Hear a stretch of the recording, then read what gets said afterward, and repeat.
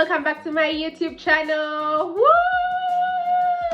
I'm so happy you're here. I have a really interesting topic to talk about today, but welcome back. Thank you so much for liking my channels. Thank you for those that have been viewing, those that are viewing, and those that are going to view in the future. So we're gonna talk about marriage. How many of you are married or were married at some point? Maybe you're not married now, but you were married or you're still married. How long have you been married? What were you told marriage was going to be like before you actually got married? What were you told? What's that advice that your friends, relatives, maybe at your bachelorette party or your bachelor party, what were you told your first year of marriage is going to look like? Versus what was it like? So let's get into it as I let you in on what it's been like for me. Family and friends, when they tell you marriage is an institute, it's not cliche. It's actually, that word is underrated. That statement is underrated.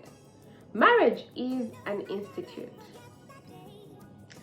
And I went into marriage believing it's going to be roses and petals.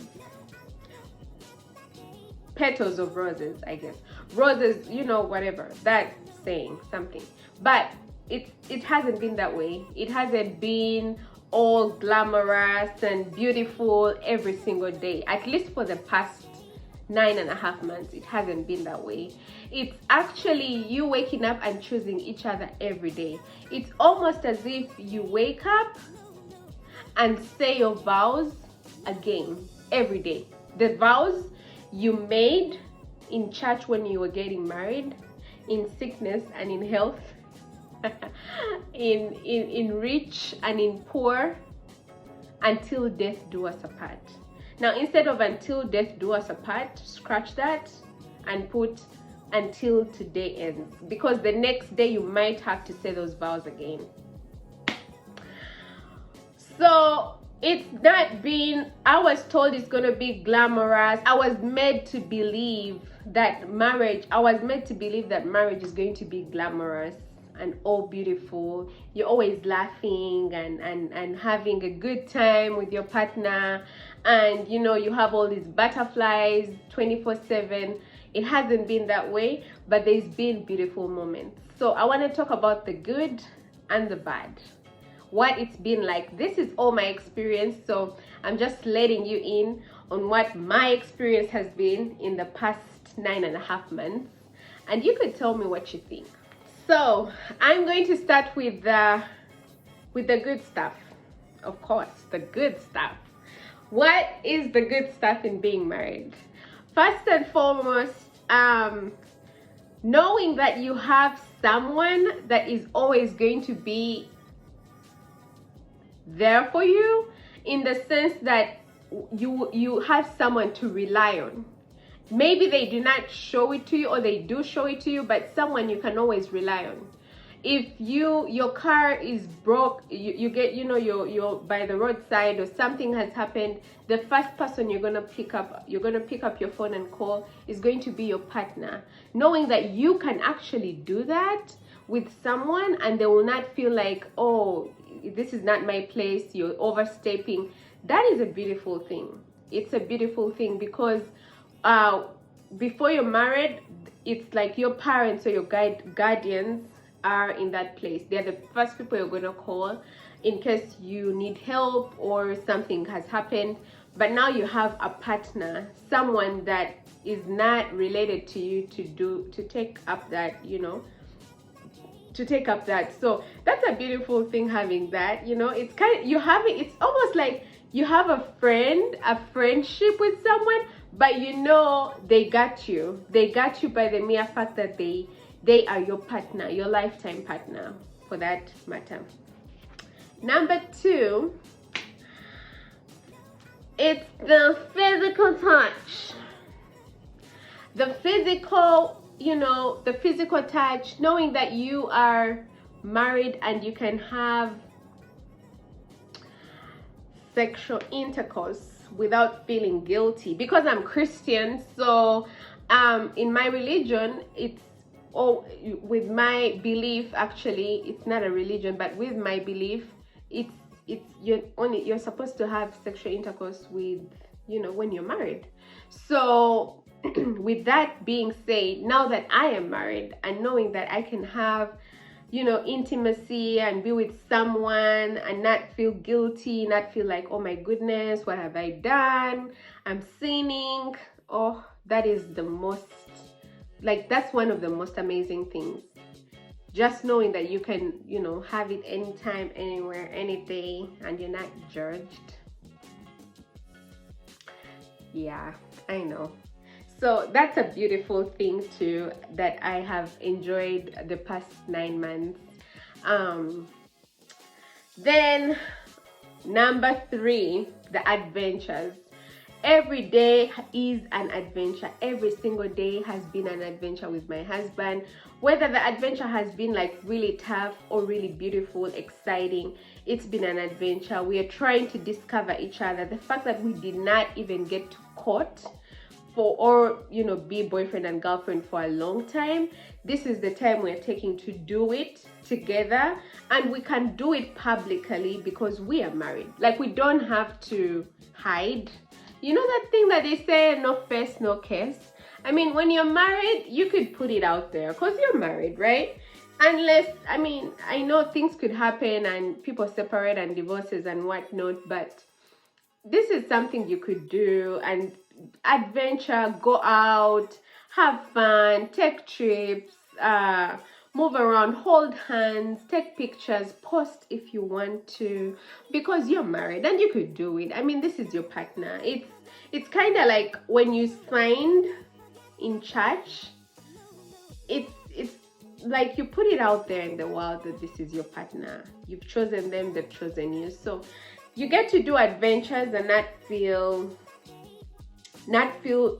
you know, either pressured or that you have to like hide or kind of keep things under the carpet, or no face, no case kind of situation. So it's been amazing having to do and experience things. We're learning about each other and experiencing stuff together while we are married. So that has been an exciting thing. It's something that I'm so excited to do, waking up every day and knowing that I'm still learning about my husband. We're gonna go try something new, try new food, try a new place, go look at different things. So that has been exciting. Another thing, this is my 4th point, if not my 5th. I'm sorry, but I think it's my 4th point, is I have someone I can always rely on with wisdom. My husband is, of course, older than me. He has a lot of wisdom. There are things he tells me, and I feel so lucky that he's telling me these things, because he'll be like, you know, at your age, I wish I did this, or I wish I looked at life differently. So I would like you to look at life differently, or put in more effort here, or, you know. So it's things like that, knowing that he's my partner. I get to share with him a lifetime, and yet he's pouring into me, pouring wisdom into me, and he's doing it with such a free will, you know. I don't have to ask. Like, there's moments where he would just like pop in, you know, a word of words of wisdom or encouragement or things like that. So that's another exciting thing about being married to my husband the past 9.5 months. Then another point is the past 9.5 months, I think, like, getting to meet his friends and family and being introduced as, this is my wife, meet my wife.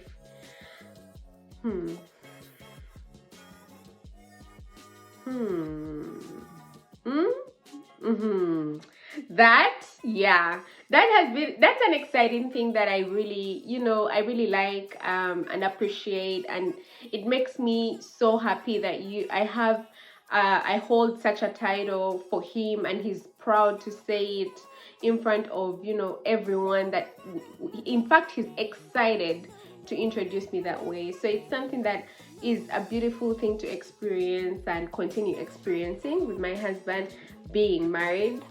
So now that we're done with all the good stuff, it's time to spill the tea. Yes, we're gonna talk about some of the, I don't want to call them the bad stuff. I could say the areas that we're still learning each other, areas that are challenging for us. So this is my experience. First is cultural difference. No one ever told me that being in an interracial marriage looks really beautiful, but it's really hard work. Behind the doors, it could be a lot of work. For most of the interracial marriages or couples that we look at, it looks really beautiful. They make beautiful babies, they look good together, the man and the woman, but I'm sure it's not, it takes a lot of work that you got to do behind the doors. So it's been an experience of having to learn and relearn so many cultural differences, from the food to how things are perceived. I'll talk about an incident that just happened this weekend. My husband, I asked him, babe, could you tell me the good stuff and the bad stuff that you know, what has been the good and the bad being married to me the past 9.5 months? And he went on to tell me the good stuff and, you know, all the good things. He likes how I cook, he likes that I'm positive and all these things. And then he went ahead and said that, you know, the stuff that he thinks I need to improve. So once he was done, he asked me the same question. He asked me, okay, it's my turn. Tell me what you think has been good and what has been bad. I went ahead and told him I told him, should I start with the bad or the good? So he told me I could start with the bad. I went ahead and started saying the stuff that I think he needs to improve. And I was just, you know, honestly, like talking, just like I thought he had got a chance to, you know, to express himself. So I was expressing myself and we were laughing about it while I was doing this. And then after I mentioned all the bad, then I went ahead and mentioned the good stuff as well. When I was done with the good stuff, and I guess about 30 minutes after that, I noticed that his mood was a little different. He wasn't like all up spirited the way he was. So I asked him what was wrong, and he told me, you know, sometimes how things are said, like how you say things could really affect someone instead of build the person. So what he really meant is that when I went ahead and was talking about all the stuff that he needs to improve, it was making him feel bad. It made him feel like he's not, he needs a lot, it was putting him down instead of how I was intentionally saying it, just because we were, you know, kind of mentioning it was something we were talking about, and I thought it was a funny thing, a funny topic that we were discussing. He took it differently than how I did. I did not take it in an offensive way. In fact, I was laughing at the stuff he said that I have to improve. But when it got to him, it really became emotional. It was not something to laugh about. So I told him that where I come from, we have a saying that goes, enswere ekwagara yekugwa kubwa. That means that a fly that likes you will fall on your open wound. When a housefly likes you or loves you, and you have an open wound somewhere, you did not cover it up, that fly will come and fall on there and maybe start, you know, eating on the wound or whatever. But what that means is when the fly comes to your open wound, it's reminding you you're supposed to close that wound. So that's the moment you will remember, oh, I should go and close this wound and put some, you know, whatever, like close it up so that, you know, you keep it clean and closed. So That is what it means. And why I gave him that kind of example is, in my culture in Uganda, the people that love you will tell you the bad stuff, will tell you where you're going wrong. They will openly tell you that, oh, I don't think you're doing this right. Now, when someone tells you that, then they really love you. If someone doesn't tell you that and all they tell you is good stuff, then they are just faking it. They don't love you. So that's how it is where I come from. And my husband went ahead and said, here in the US, it's not the same. Or at least with him, it's not the same. He would rather that you talk about the good stuff more, so that it encourages him to build on that good stuff and get better, than highlighting the bad stuff, because then it makes him feel like he's a failure. So you see how the cultures are really different. So there's a lot of learning that has had to happen. Communication is another thing. Oh my God. Communication is number 2. Communication is, we say it really lightly, but communication is very important in a marriage. It's actually one of the most important things in a marriage. If you don't have right communication, things can be taken in a different way. You could say, I want a cup, and your partner will hear, I'm going to kill you. So communication is very, very, very important. And now, the fact that I am not American, I've grown up speaking English, but I would rather, my comfort zone is to speak my language, which is Luganda. When I'm mad, or when I want to emphasize a statement, when I want to really go deep so that you understand me better, I would rather you communicate using my language, which is Luganda. And because of the language barrier, I cannot communicate with my husband in Luganda. He will not understand it. And my intention is that he understands what I'm saying. So in moments where we are talking about a serious issue, or we are having a disagreement, or a moment of excitement, there are certain things I say, my choice of words could be wrong to him, because quote unquote in America, it could be that it's better for you to say this in a different way, you know. Your choice of words is very important. So that has been another thing which is all tied into communication. Again, number 3, or actually this is going to go back to number 1, which is cultural differences. It goes back to an example of the roles. What does a man do versus what does a husband do, and what does a wife do? What is acceptable for a husband to do and a wife to do, you know? Those are things that have been challenging. They are still challenging. I've grown up in a totally different world. Where I come from, the husband will, you know, go work and get the money and come home, and the wife will take care of the house. She could also work and bring money, but she essentially takes care of the house, makes sure there's meals, will serve her husband, and you know, kind of nurture the house. In the US, at least as of my husband's understanding, is anyone could do anything. My husband could wake up and make us breakfast, and for him that is okay. My husband could make us lunch. He does his laundry. He could do the laundry for all of us, and that is totally fine. And I could also go and work and get the money and have bills paid. So things like that have been a challenge where we're having a culture shock.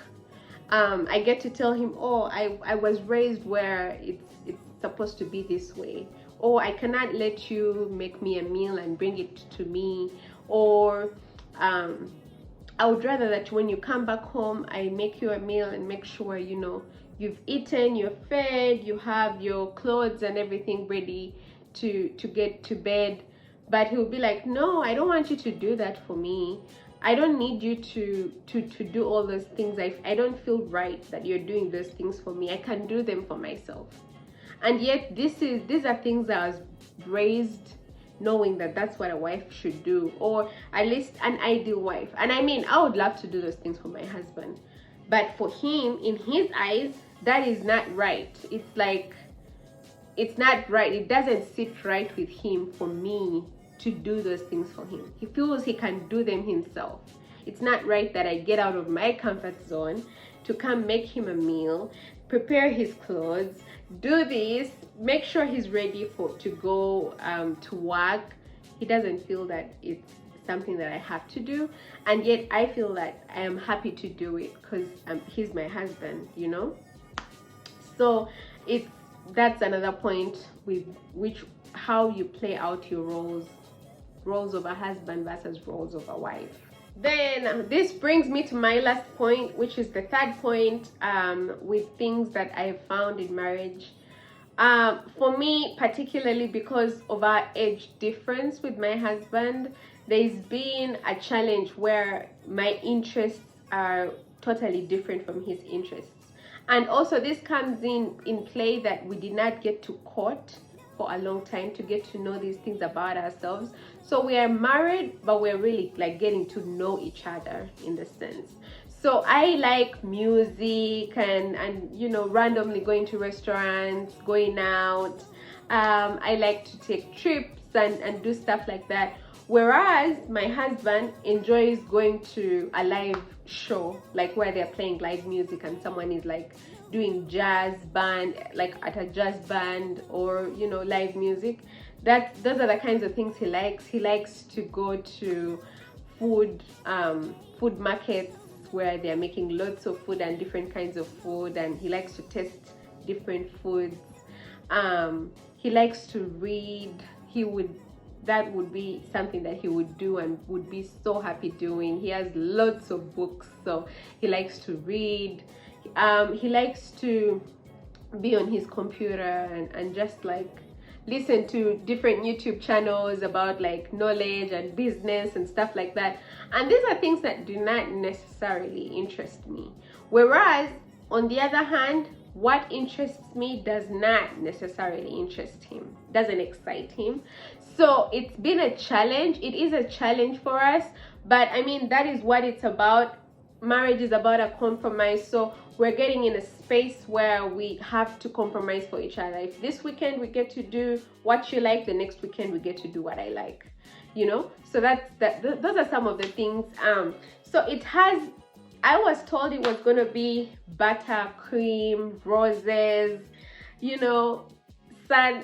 I don't know. It was going to be all beautiful and fancy in my first year of marriage, but it hasn't been that way. It hasn't been that way. But I'm grateful for all the things that have happened so far, the beautiful stuff and the stuff that opportunities that have given us a platform to learn each other, because again, we did not get to court for so long, so we're getting to learn each other and kind of like getting to, you know, to understand each other's lives and interests, if you know what I mean. So that's it for me. That is how it's been for me. Let me know what you think. What was yours like? What were those things that you found shocking, challenging, interesting, exciting, whatever it looks like? Please, let's share. Let me know down in the comment and let me know what that was like for you. I'd like to know. Let's continue the conversation, and